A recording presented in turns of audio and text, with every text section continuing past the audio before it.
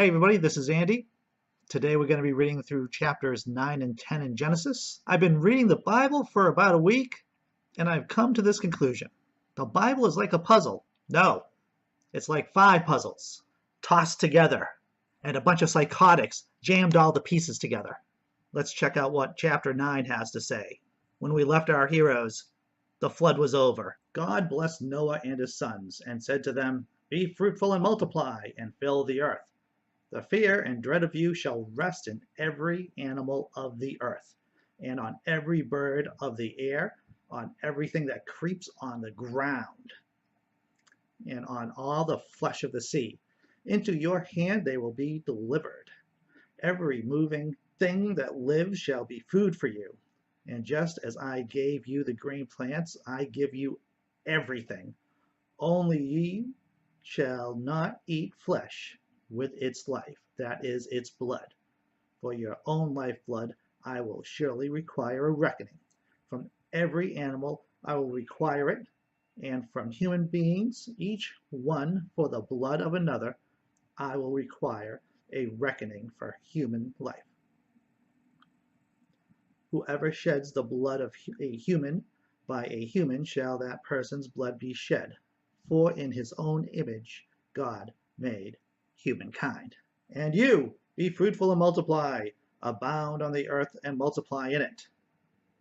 Then God said to Noah and to his sons with him, "As for me, I am establishing my covenant with you and your descendants after you, and with every living creature that is with you, the birds, the domestic animals, and every animal of the earth with you, as many as came out of the ark. I establish my covenant with you, that never again shall all flesh be cut off by the waters of a flood, and never again shall there be a flood to destroy the earth. I have set my bow in the clouds, and it shall be a sign of the covenant between me and the earth.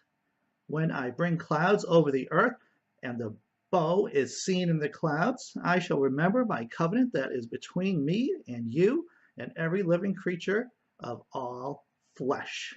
It's interesting that when the bow appears, the rainbow appears, God is the one who's remembering, hey, maybe I shouldn't be flooding everybody. God said to Noah, "This is the sign of the covenant that I have established between me and all flesh that is on the earth." The sons of Noah who went out of the ark were Shem, Ham, and Japheth.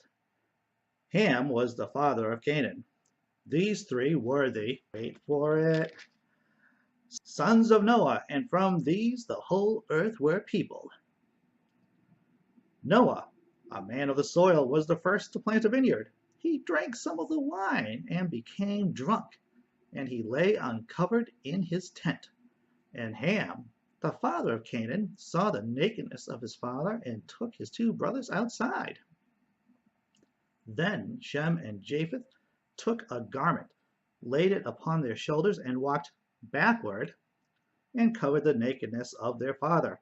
Their faces were turned away, and they did not see their father's nakedness. When Noah awoke from his wine and knew what his youngest son had done to him, he said, "Cursed be Canaan. Lowest of slaves shall be to his brothers." He also said, "Blessed by the Lord my God be Shem, and let Canaan be his slave. May God make peace for Japheth, and let him live in the tents of Shem, and let Canaan be his slave." After the flood, Noah lived 350 years. All the days of Noah were 950 years, and he died. For those of you who aren't acquainted with American brand of slavery, the curse of Ham was used to justify the slave institution. It was one of the many verses in the Bible that was used to justify slavery. We just ended chapter 9. Chapter 10 is a little bit less exciting. It's all about progeny and nations. So we're going to mix it up a little bit. Be right back. Okay, everyone, I'm back. As you can see, we have a lovely black and white comedic film for your enjoyment as I read through Genesis chapter 10. These are the descendants of Noah's sons, Shem, Ham, and Japheth. Children were born to them after the flood. The descendants of Japheth, Gomer, Magog, Madai, Javan, Tubal, Meshkesh, and Tyrus. The descendants of Gomer, Ashkenaz, Repheth, and Togarmah. The descendants of Javan, Elishas, Tarshish, Kittim, and Rodanim. From these the coastland people spread.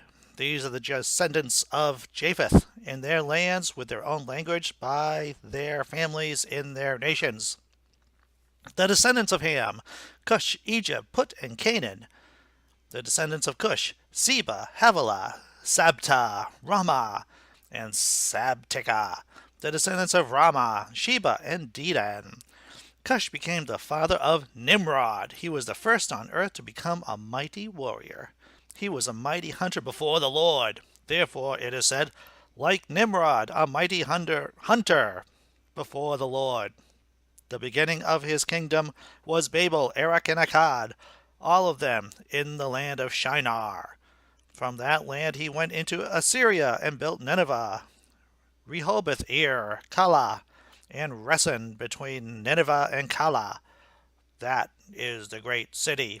Egypt became the father of Ludum, Anamim, Lahabim, and Laphatuhim, Pathrasim, Caslahim, and Caphtorim, from which the Philistines come. Canaan became the father of Sidon, his firstborn, and Heth, and the Jebusites, the Amorites, and the Girgashites, the Hivites, the Arkites, the Sinites, the Aravadites, and the Zemarites, and the Hamathites.